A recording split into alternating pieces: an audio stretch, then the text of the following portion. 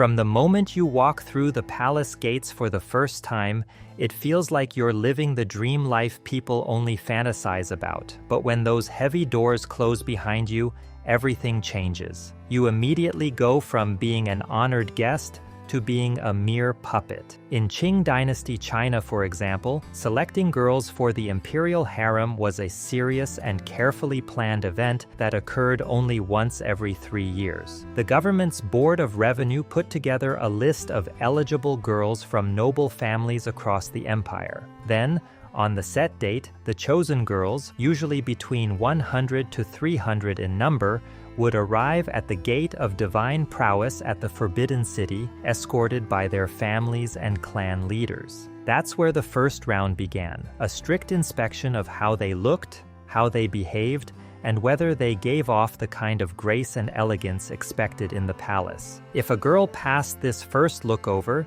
she'd be officially registered as a jiunu, which basically meant she was now part of the formal selection process, but things only got harder from there. These girls had to prove they were more than just pretty faces.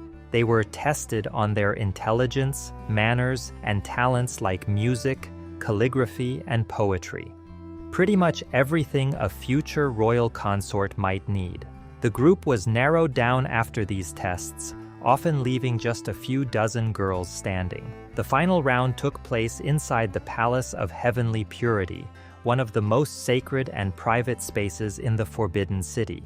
This time, the decision was made by the emperor himself, alongside the powerful Empress Dowager. Together, they would pick the girls who made the final cut, usually based on their beauty, health, talent, and family background. For the lucky, or rather unlucky ones who were chosen, they were led to the Imperial Harem, where their new life of strict rules and endless pressure to please the emperor began.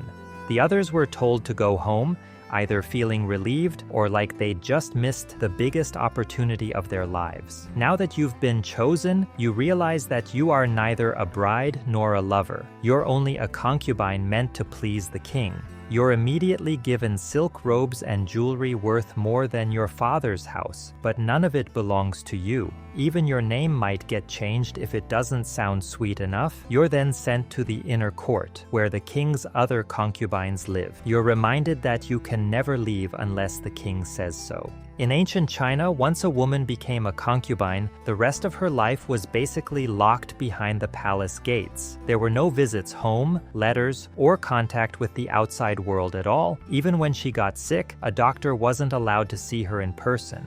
Someone just described her symptoms to the doctor and received a prescription. Some women, after years of loyal service to the king, were eventually allowed to retire with a small pension and return to their families. The Hongwu emperor even set a rule in 1389 that a concubine had to serve at least 5 years before she could go. Retired consorts were allowed to marry and start new lives. But for many who were too old or had nowhere else to go, staying in the palace as a servant or choosing to become a nun felt like the only option left. In the ancient Qing Dynasty, many concubines spent their time playing games like Chinese chess, watching musical or theatrical performances, or practicing arts such as embroidery and painting. One unique winter pastime, especially popular among Manchu royalty, was playing in the snow. Other common hobbies included strolling through the palace gardens, fishing in the ponds, swinging on decorative swings, or caring for pets. At one point, the palace was home to over 100 cats and dogs, and there were even staff members whose full-time job was to ensure the royal animals were healthy and well-fed. You're surrounded by other women, all smiling at you like they're your sisters, but they're quietly studying every flaw on your face because you're now a competition to them. Some of the women have been in the palace for years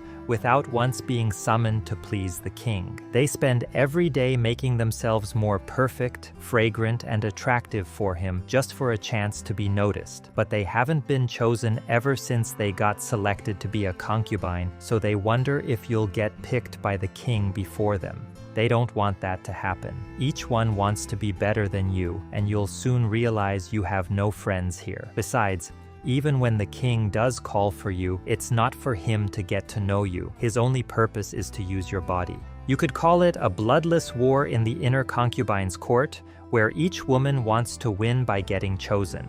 In many ancient stories, the concubines ended up at the palace because they were taken by force and sold into their concubinage life, but this was not always the case. In some cultures, poorer families would present their daughters to a ruler to see if they would be chosen as a concubine. This often served the dual purpose of eliminating an extra mouth to feed, as well as providing their daughter with a supposed life of comfort, privilege, and protection. Some were trained at home from childhood to eventually be the king's concubine. Some were trained in a women-only hostel to master the art of pleasing a man they may never marry. You're the new one here, and they're aware of this. In the Ottoman Empire, the Sultan's harem could house over 1,000 women, each ranked by their beauty, how obedient they were, or the potential they had to have children, but only 1 or 2 women could ever reach the high position of the king's favorite. The rest continued to live desperately, hoping for even one night with the king, and to get that high rank, you'd actually suffer for it. Firstly, you would need to fast to maintain a very small waist.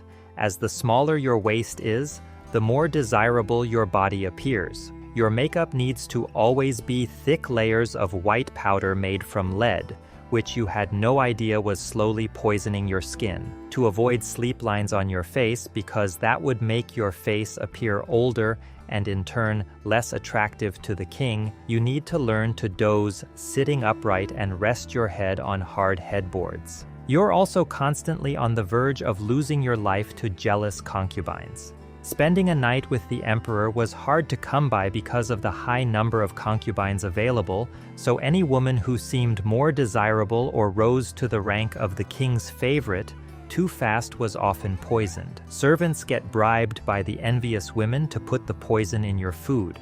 Sometimes teacups get switched, so the poisoned cup of tea ends up in your hands. Even your bath water could be laced with chemicals that are harmful to your skin. This is why your meals get checked by the servers, not to keep you safe, but to prevent the king from losing his potential favorite concubine.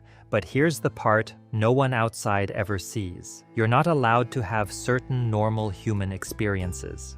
Crying is seen as weakness, and aging is the worst thing that could ever happen to you as the king's concubine. If you ever shed tears, the guards and other concubines call you ungrateful. As you grow older, if you start to lose your beauty, they send you to the cold palace, which is the dark, forgotten part of the palace where unwanted concubines are locked in until they die a slow, sad, and lonely death. The night you are chosen to please the king always come without warning.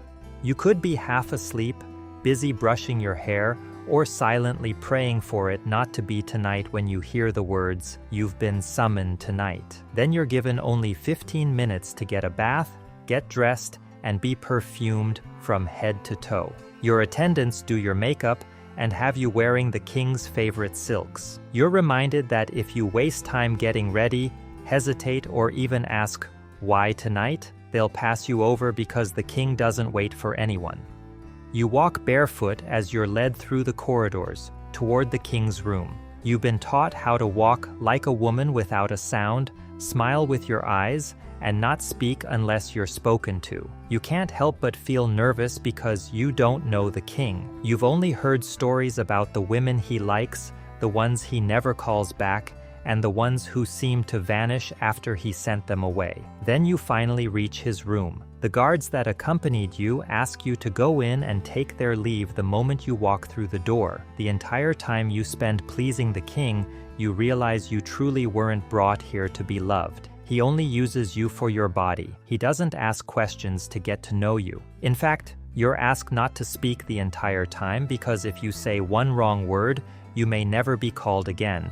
And strangely, that's not even the worst thing. Women who failed to impress him or broke any of his bedroom rules were punished, humiliated, and exiled. You're expected to smile through it all while he uses your body, even if your legs or back ache. Then, when it's over, you're quietly escorted back to the concubine's court. You end up back at the place where most women are furious that you were chosen. Some pity you for what you went through, and others are already plotting to be selected next instead of you. You're told you need to wait again for another call that might never come, and if you aren't summoned again, then all your effort to be desirable to the king meant nothing. Climbing the concubine ranks. Soon enough, you realize that in the brutal hierarchy of a royal court, the one thing that could rank a concubine from a mere object of pleasure to actual influence was pregnancy, specifically, having a son. In medieval times, if you managed to carry the king's child and that child happened to be male, your entire life could change overnight. There would be palace celebrations, and you would get elevated to the rank of consort and be given your own residence, your own servants, even political power. In some empires, such as Imperial China, the mothers of imperial sons were respected even more than some queens. Take consort Wu, for example. She was the favorite concubine of Emperor Xuanzong of China and was renowned for her exceptional beauty, which set her apart from others. This was why she rose to the highest rank a concubine could possibly reach. After the emperor's official wife died in 724 CE, consort Wu became so powerful and respected that everyone in the palace treated her like she was the new empress, even though she didn't officially have the title. Still, there was a downside to achieving this high rank, especially if you were carrying the king's child. It wouldn't make you safe. You would quickly become a target of the other concubines and even the queens. Once people found out you were pregnant, the smiles from other concubines would become broader and more frequent. You'd think you've finally made friends, but they only want to get close to you so they could end both your life and that of the unborn child. Because they know that if you're carrying a boy, you would immediately rank higher than them. If poisoning your food didn't work during your first few hours in the palace, they would make sure it did while you're pregnant. One bitter rival could slip something into your soup or bribe a servant to switch your pregnancy tonics. Even the midwives who were supposed to take care of you during your pregnancy can't be trusted. There are documented cases where women in harems died mysteriously in childbirth and where royal babies were claimed to be stillborn or disappeared in the middle of the night. You aren't safe if you give birth to a daughter either.